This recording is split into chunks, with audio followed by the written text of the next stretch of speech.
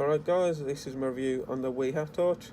I do find this torch very useful, to be honest. I've been using it for a couple of months now. It is a bit battered, I've been dropping it and that, but it's lasted. It's fell off a couple of things when I've knocked it. The magnet's never failed.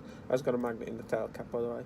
And it has some brilliant features. It has a two-stage torch. It comes on dim at first, then light, then off, and then there is a second button which turns on the UV light, and then there is a little laser pen in the end as well, which I didn't actually think I'd use, and I've used far more than I thought I would. The other great thing is, apart from just being able to stick it to one surface, you can rotate it round. It does lock at 90 degrees, so it's fully locked at 90 degrees. But I find it great for different angles. And one thing I actually really like with this torch is it hasn't got a strobe feature, because the amount of torches you buy, they have a strobe feature, and I don't know about you, I've never felt the need to use a strobe feature on the torch myself.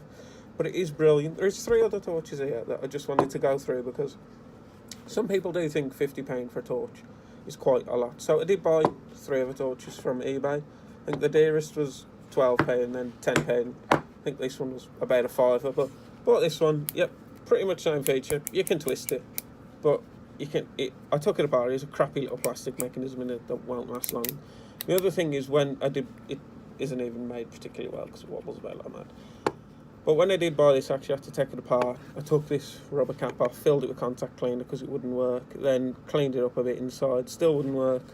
Took the tail cap off, cleaned all the connectors up in there, and it's working now. It's a bit temperamental, but again, £5, what do you expect, you know?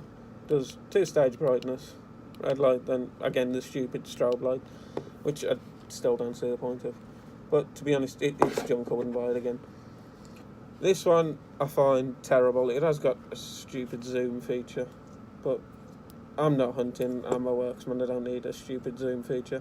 The other thing I really don't like with this torch, the light isn't consistent. I don't think it'd show you too well on the video, but when you try and use the lights, are constantly flickering and gives me a bit of a headache after a bit.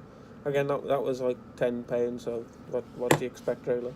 And this was a complete torch. I dropped it not from a particularly high height, fell out of my pocket, and the top broke off.